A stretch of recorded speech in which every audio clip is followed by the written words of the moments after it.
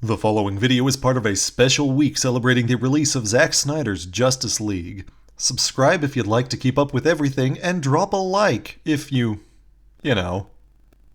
tolerate me. Hey you! Yes, you! Do you like good superhero movies? Do you like amazing fight scenes, witty jokes, intimidating villains? You do? Oh, sorry to waste your time. Have a nice day. We open up with an establishing shot of... no, not her. Obviously, we have to start by establishing the worst character in the film, Steve Trevor. We'll get back to why he sucks later. Steve and some other dudes are flying planes when they get attacked by parademons who do nothing else in this film. Don't worry, they were totally relevant to a movie 13 entries prior. The other pilots die immediately since they don't have names, but Steve gets saved by our hero, Diana. After having the most obvious erection, Steve and Diana discuss exposition, and the movie makes fun of the purple healing ray, as if a descriptive name is actually the worst thing in this movie. Spoilers, it isn't. Also, this version of Themyscira seems kind of like it sucks. I say it seems that way because we never actually see what normal society is like here, but they immediately arrest Steve for being a man, so not a strong introduction. Diana is like, "Sorry bro, I can't do anything," and then immediately does something by breaking him out of his jail cell. I mean, someone's gotta stop those parademons entirely off screen in a different movie. Wait, it was the entirety of the Justice League? I'm starting to think the prologue would work much better if Diana were burning bridges for a threat that, only Wonder Woman could stop, maybe even one relevant to the plot later in the movie. Just saying. They make it to the docks, and then Diana's mommy Hippolyta is like, "Hey, you stole our armor and broke the innocent guy out." They sword fight, and Diana is banished, like, forever from the only people she's ever known. This might be more emotionally moving if I had ever seen their relationship before the point of family drama via swashbuckling, but hey, who needs emotion for the, emotional core of the film? One sailboat ride over to the US of A, and Diana is going to live with a nice archaeologist lady, Julia Capitellis, and her teenage daughter, Vanessa. Diana is this mega fish out of water, so she has a hilarious moment where she introduces herself to Vanessa as Vanessa. A princess. Wow. Yes, but you should call me Vanessa.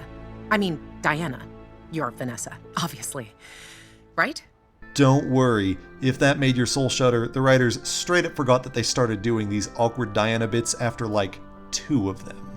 So the whole setup here is supposed to be that Julia is an overbearing mother, so that Vanessa eventually turns into a villain, but really all we see of that is Julia telling her to sweep before a guest arrives and to keep her shoes off the bed. If that's supposed to be overbearing, then sorry, Dad, but I have no choice but to go put on a Halloween costume and rob a bank. Worse still is that the movie can't even keep its story straight, because then, instead of being overbearing, it switches around to Julia paying less attention to her daughter due to, a literal princess from a previously unknown civilization moving in. Check this shit out.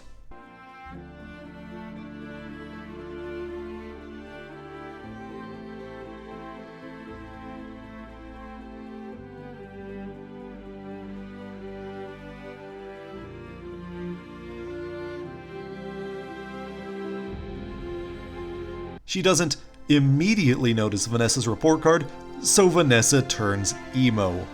I legitimately had to pause the movie because of how hard I was laughing the first time I saw this. Side note, it took me until the second watching of this film to realize this is where the subtitle Bloodlines actually comes from. It's named for the family drama. This is probably more on me than on the movie. However, the movie is clearly trying to set up a parallel between the characters of Diana and Vanessa, but it doesn't really hold water. Diana's separation from her mother is because she chose to act out of her sense of what's right, despite losing everything she knows. Vanessa's separation from her mother, as we will see, is because she chooses to do crime after she had to do chores. Not exactly a meaningful reflection. Anyway, Diana and Steve demonstrate Diana's new costume, which we already saw for 5 years worth of direct-to-consumer movies beforehand. And when they ask her what her special codename is, well, you know that obnoxious thing when superhero movies cut a name or catchphrase short with the title? So, what's your code name?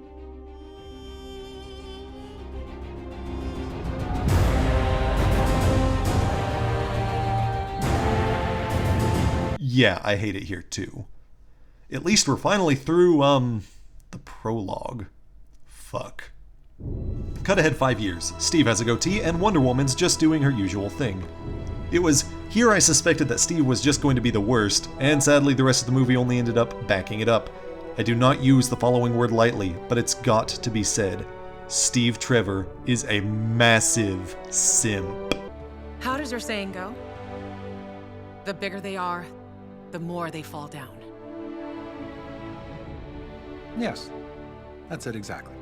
In this continuity, Diana has been dating Superman for the better part of that 5-year gap, and it feels like Steve has been pining like the whole time.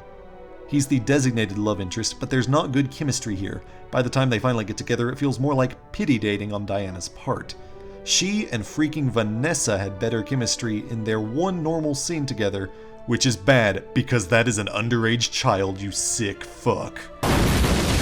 Julia comes to them for help with Vanessa. Oh, Wonder Woman, I told my daughter to rinse her dishes before putting them in the dishwasher, and now she's trying to sell stolen artifacts to villains. Naturally, the only logical step is to take an aging archaeologist to the scene of the crime and intercept. Vanessa's trying to sell a stone snakehead to villains Dr. Cyber and Dr. Poison, who are boring here. Dr. Cyber's all mysterious and won't meet up in person, but later on she's just an AI in an Iron Man suit, so why the mystery? Dr. Poison is honestly really only here because she was in the live-action movie, I suspect, because she is just about as replaceable as you can find. Despite her name being Poison, and her whole thing being poison, the only poisoning that purportedly happens in the movie is done by a different character later on. In fact, Dr. Poison gives several villains a super serum in this movie, which is pretty much the opposite of poisoning someone. She could literally be a generic mad scientist and nothing changes. Also, Giganta's here just for the purpose of quickly getting beaten up by Wonder Woman. Obviously, the illegal sale goes sideways, the villains get away mostly, and Julia gets fucking shot to death. Why did they bring her along anyway? Vanessa blames Wonder Woman instead of the people who did the shooting, and goes to join the people who, again, did the shooting. They turn her into a bionic bird and call her Silver Swan. Maybe I'm just being picky, but she sounds nothing like a swan. And comparing the color to Wonder Woman's silver accents, it's not even real silver. She even has one partial villain mission, and Diana just beats and captures her right back. It's embarrassing how easily these villains keep going down. What a waste of time and resources. They take Vanessa to her boss, Veronica Cale, to try and cure her, but she shrugs it off. She got tiny robots in her bloodstream, yo, I can't cure that shit. Diana realizes that, wait, her people can cure that shit, yo, but she sadly can't remember how to get back due to the magic banishment. Fortunately, Vanessa had a book the next room over that conveniently leads them to a magic fountain, and Etta is able to, steal an invisible jet for them to use. Somehow. Off-screen, from some sort of government desk job. This bothers me. At the site of the ruins, the three of them get ambushed by Cheetah, who says this. Poison and Cyber have formed Irregular Villains Incorporated to take you down. And they mean business, giving stock options to anyone willing to join their little startup. Including me. So, the movie is going to make fun of a purple healing ray. But this line was somehow normal? Jesus. This is the scene where the painful dialogue really became obvious to me on my first watch. I've been sparing you as much as possible with things like, she got tiny robots in her bloodstream, yo, but it's truly just cliches, and weird lines, and dialogue almost always happens just sort of to fill the air. This is why I don't like field work. First lesson in the field. Sometimes you just gotta focus on running. Don't get cocky. You may have saved your friends, but you're my real target. I was really hoping the whole maze thing was just a metaphor. You've improved. But you haven't beaten me yet. It's like the writers think filling the air with quips will somehow mask the uninspired scenes playing out. Take the Minotaur. As Diana fights Cheetah, Steve and Etta end up running from the Minotaur, which they somehow didn't expect in this mythological Greek labyrinth they showed up in. He won't shut up, but it's all just... Must stop intruders. Must stop intruders. Must stop intruders. Must stop intruders. Must stop intruders. Must stop intruders. Must stop. Stand down! Intruders. Must stop intruders. Must stop intruders. Steve, don't! Must stop intruders. Yeah. I think we would get that the charging bull man is here to stop intruders without him having to declare it on loop every 3 seconds. He'd be way more intimidating if he didn't speak, but since they end up using him to break walls all the way to the fountain before he flops over, I guess the writers weren't too concerned about silly things like tension or interesting conflict. Back to Wonder Woman, Cheetah shoots herself full of super steroids, which again are not poison, and turns into a practical speedster. For a brief moment, I made the mistake of thinking we might actually get an interesting fight scene, but no, Wonder Woman shuts them in the jet and all the good bits happen where we can't see them anymore. She meets with the others at the fountain, drinks some water, gets a gibberish vision, and destroys the fountain to free the Minotaur, whom they name Ferdinand. And he gets to have a few lines of normal dialogue before doing nothing but serve as a single quip receptacle for Steve later on. I take it you won't be staying for dinner. No. But if we could get a to-go box, that'd be great.